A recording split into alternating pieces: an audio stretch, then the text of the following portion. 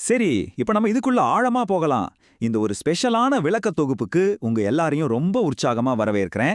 இன்னைக்கு நாம உண்மையிலேயே உங்கள ஆச்சரியப்படுத்தக்கூடிய ஒரு வரலாற்று தகவலை தான் பார்க்க போறோம்.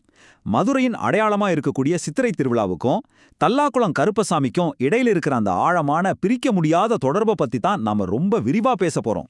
யோசிச்சு பாருங்க, மதுரை முழுக்க எத்தனையோ கருப்பசாமி கோயில்கள் இருந்தாலும் இந்த தல்லாக்குளம் கருப்பசாமிக்கு மட்டும் ஏன் இவ்ளோ சிறப்பு? வாங்க இத பத்தி ரொம்ப தெளிவா தெரிஞ்சுக்குவோம். முதல்ல உங்ககிட்ட ஒரு முக்கியமான கேள்வி. சித்ரா பௌர்ணமியப்போ வைகை ஆத்துல தங்க குதிரையில இறங்குற நம்ம கள்ளழகரை தரிசிக்க லட்சக்கணக்கான மக்கள் கூடுவாங்க இல்லையா? ஊர் உலகத்திலிருந்து எல்லாம் பக்தர்கள் ஓடோடி வருவாங்க. ஆனா இதுல ரொம்ப சுவாரஸ்யமான உண்மை ஒன்று இருக்கு. அது என்னன்னா, நீங்க அழகர்கிட்ட வைக்கிற வேண்டுதல்கள் நிறைவேறணும்னா முதல்ல இந்த எல்லையோட காவல் தெய்வமான தல்லாகுளம் கருப்பசாமி கிட்ட கட்டாயம் அனுமதி வாங்கியே ஆகணும். ஆமாங்க, அது 100க்கு 100 கட்டாயம். ஏன் அப்படி ஒரு வழக்கம் வந்துச்சுன்னு எப்போ யோசிச்சிருக்கீங்களா? சரி, அடுத்த கட்டத்துக்கு நகர்ந்து இது எப்படி உருவாச்சுன்னு பார்ப்போம். பகுதி 1, அழகரும் கருப்பசாமியும் அவங்களோட எல்லை சந்திப்பு. இந்த புராணக்கதை எப்படி நடந்துச்சுன்னு இப்ப பார்க்கலாம். பல வருஷமா அந்த பகுதியை காக்கும் தெய்வமா கருப்பசாமி இருந்துட்டு வராரு. அப்போ ஒரு தடவை அழகர் அந்த எல்லையை கடக்க முயற்சி பண்ணப்போ ஒரு மாபெரும் திருப்புமுனை அங்க நடந்துச்சு. இது எந்த அளவுக்கு ஒரு மாசான விஷயம்னு கொஞ்சம் இமேஜின் பண்ணி பாருங்க. அழகர் குதிரையில கம்பீரமா வந்துட்டு இருக்காரு. சற்றும் யோசிக்காம கருப்பசாமி அந்த குதிரையோட கடிவாளத்தை பிடிச்சி இழுத்த நிறுத்துறாரு. அழகருக்கே ஒரே ஆச்சரியம்.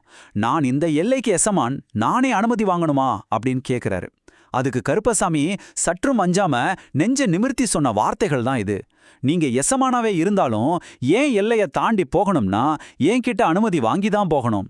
எப்பேற்பட்ட துணிச்சல் பாருங்க.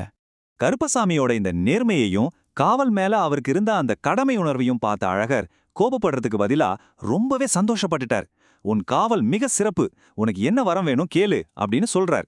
எனக்கு எதுவும் வேணான்னு முதல்ல கருப்பசாமி மறுத்தாலும் அழகர் வற்புறுத்தினதால ஒரு வரம் கேட்கிறாரு. அதாவது, உன்னை காண வர கோடிக்கணக்கான மக்கள் என் எல்லையை மிதித்து என்னை கைகூப்பி வணங்கிட்டு போனாதான் அவங்களோட வேண்டுதல்களை நீ ஏத்துக்கணும் அப்படின்னு சொல்றார்.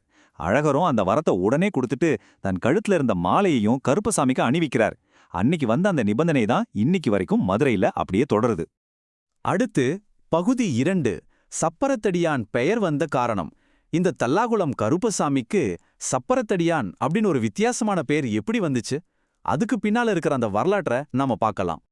இப்போ இதுல உண்மையிலே ரொம்ப சுவாரஸ்யமான விஷயம் என்னன்னா, அழகர் ஆரம்ப காலத்துல தங்க குதிரையில வைகையில இறங்கல.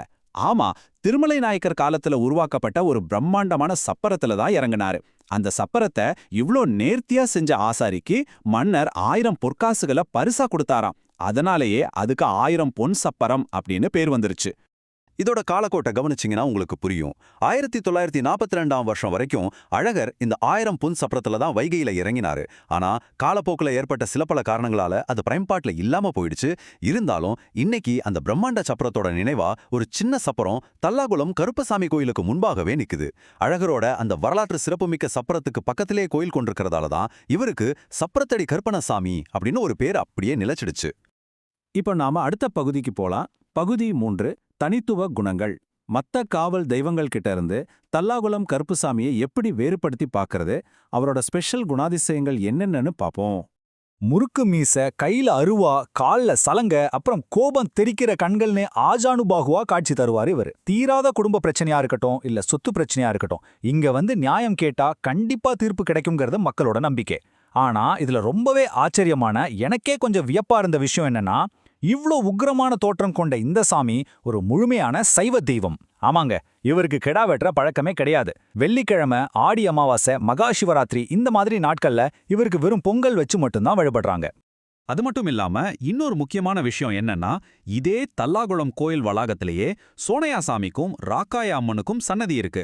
அழகர் மலை உச்சிக்கு போய் நூபரகங்கை தீர்த்தத்துல இருக்கிற ராக்காய அம்மனை தரிசிக்க முடியாதவங்க இங்க இருக்கிற ராக்காய அம்மனை வழிபட்டாலே போதும், அந்த முழு பலனும் அப்படியே கிடைக்கும்னு மக்கள் ஆழமா நம்புறாங்க. அடுத்து பகுதி 4, உண்மையான மூலவர் யார்? இதுவரைக்கும் நான் சொன்ன விஷயங்களே உங்களுக்கு ஆச்சரியமா இருந்திருக்கும். ஆனா கொஞ்சம் வெயிட் பண்ணுங்க. இந்த கோயில் வரலாற்றுல யாருமே எதிர்பார்க்காத ஒரு மாபெரும் திருப்பு முனை ஒன்னு இருக்கு. அது என்னன்னு தெரிஞ்சுக்க ரெடியா இருங்க. இப்ப நீங்க பாக்கறத கவனிங்க. இன்னைக்கு நாம மூலவரா வழிபடுற இந்த சப்பரத்தடி கருப்பசாமி இருக்கார்ல, அவரு இந்த கோயிலோட ஆதி மூலவர் கிடையாதான். உண்மையிலேயே இந்த தல்லாகுளம் கோவிலோட உண்மையான மூலவர் முத்து கருப்பசாமி அப்படின்னு அழைக்கப்படுற அவரோட மூத்த அண்ணன் தான். அவரு சிங்க வாகனத்துல காட்சி தரக்கூடியவர். அப்போ அவரை விட்டுட்டு அவரோட இளைய தம்பியான சப்பரத்தடியானுக்கு எப்படி இவ்வளவு முக்கியத்துவம் வந்துச்சு? அதுக்கு பின்னால ஒரு பெரிய வரலாற்று சம்பவமே இருக்கு. ஆதி காலத்துல உண்மையான மூலவரா இருந்த முத்து கருப்பசாமி பயங்கர துடியான ரொம்பவே கோபக்கார தெய்வமா இருந்திருக்காரு. ஒருமுறை தன்னை அவமதிச்ச ஒரு ஆங்கிலேய அதிகாரியோட கண் பார்வையே ஒரு பறிச்சிட்டாராம். எந்த அளவுக்கு உக்கிரம் பாருங்க. அவரோட அந்த அளவு கடந்த கோபத்தை குறைக்கிறதுக்காகவும் சாதாரண மக்களை காப்பாத்துறதுக்காகவும் மக்கள் அவரை கோயிலோட வலதுபுறமா மாட்டி வச்சுட்டு கொஞ்சம் சாந்தமா இருக்கிற இளைய தம்பியான சப்பரத்தடி கருப்பசாமிய மூலவரா வச்சு வழிபட ஆரம்பிச்சாங்க. எப்பேற்பட்ட வரலாறுல இது? சோ இதுல ரொம்பவே முக்கியமான பாயிண்ட் என்னன்னா, இந்த 1862 வருஷம் தான் வெறும் அருவாள், செருப்பு, பறை அப்படின்னு ரொம்ப சிம்பிளா ஆதிகாலம் தொட்டு வழிபடப்பட்டு வந்த இந்த கோயில் ஒரு முழுமையான கட்டமைப்பு பெற்ற வருஷம் இதுதான். சோழமலை சித்தர் அப்படின்னு ஒரு மாபெரும் சித்தர் இங்க வந்ததுக்கு அப்புறமா தான் இந்த கோயிலோட வழிபாட்டு முறைகள் எல்லாமே இன்னைக்கு நாம பார்க்குற இந்த சிறப்பான நிலைமைக்கு வந்துச்சு. இந்த கோயிலோட பாரம்பரியத்தை கேட்டாலே மலைச்சு போயிடுவீங்க. சுமார் 240 கிராமங்களை சேர்ந்த மக்களுக்கு இவர்தான் குலதெய்வம். அது மட்டுமா, கடந்த 32 தலைமுறைகளா ஒரே ஒரு பூசாரி குடும்பத்தினர் தான் இங்க பூஜையும் செஞ்சுட்டு வராங்க. கோயிலுக்கு பின்னாலேயே அந்த சோழமலை சித்தரோட ஜீவசமாதியும் அமைஞ்சிருக்கு. அங்க ஒரு சுவாரஸ்யமான விஷயம் என்னன்னா, அவர் ஆசையா வளர்த்த நாய், பூனைக்கெல்லாம் கூட அங்க பீடங்கள் இருக்கு. இன்னைக்கு வரைக்கும் அந்த சித்தருக்கு சுருட்டு வச்சு வழிபடுற ஒரு ரொம்பவே தனித்துவமான வழக்கமும் இங்க ஃபாலோ பண்ணப்படுது. அப்படியே நாம இந்த விளக்க தொகுப்போட இறுதி பகுதிக்கு வந்துட்டோம். பகுதி 5, சைவ வைணவ ஒற்றுமை.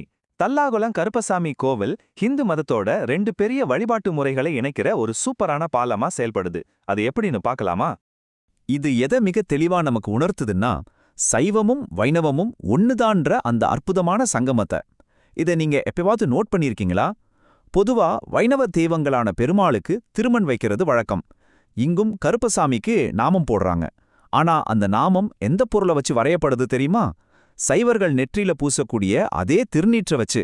ஆமாங்க, சைவச் சாம்பலை கொண்டு வைணவ திருமணிடுற இந்த ஒரு அரிய காட்சிய சைவ வைணவ ஒற்றுமையோட உச்சக்கட்டமாவே நாம பார்க்கலாம். இந்த திருவிழாவோட ஆரம்பத்துக்கு மட்டுமல்ல, அதோட நிறைவுக்கும் இந்த சாமி தான் ஆதாரம். சித்திரை திருவிழா முழுசா முடிஞ்சு வைகையில இருந்து அழகர் தன்னோட சொந்த ஊரான அழகர் மலைக்கு பூப்பல்லக்கில் திரும்பும்போது நேரா தல்லாகுளம் கருப்பசாமி கோயிலுக்கு வருவார். அங்க கருப்பசாமியோட எல்லையில பல்லக்கை தூக்கிட்டு போறவங்க பல்லக்க ரொம்ப அழகாக ஆட்டி அசைப்பாங்க. இந்த வருஷம் திருவிழா நல்லபடியா முடிஞ்சது, அடுத்த வருஷம் நான் திரும்பவும் வரேன் அப்படின்னு கருப்பசாமி கிட்ட உத்தரவு வாங்கிட்டு அழகர் விடைபெற அந்த நிகழ்ச்சியான தருணத்தோட தான் இந்த ஒட்டுமொத்த சித்திரை திருவிழாவே முழுமையா நிறைவடையுது. இந்த விளக்கத் தொகுப்பு கண்டிப்பா உங்களை ஒரு புது கோணத்துல சிந்திக்க வச்சிருக்கோன்னு நான் நம்புறேன். அழகருக்கும் கருப்பு சாமிக்கும் இடையில இருக்கிற இந்த தெய்வீக பிணைப்பு உன்னையிலே சிலிர்க்க வைக்குது இல்லையா? இப்போ இந்த கேள்வி உங்களுக்கானதுதான். அடுத்த முறை கள்ளழகரை தரிசிக்க மதுரைக்கு போகும்போது முதல்ல தல்லாகுளம் சப்பரத்தடி கருப்பசாமியோட எல்லையை மிதிச்சு அவர்கிட்ட அனுமதி வாங்க நீங்க மறக்க மாட்டீங்க தானே? இந்த தகவல்கள் உங்களுக்கு பிடிச்சிருந்தா மறக்காம ஒரு லைக் கொடுங்க. உங்களோட எண்ணங்களை கமெண்ட்ஸ்ல ஷேர் பண்ணுங்க. மீண்டும் இதே மாதிரி இன்னொரு சுவாரஸ்யமான விளக்க தொகுப்புல உங்களை சந்திக்கிறேன். நன்றி, வணக்கம்.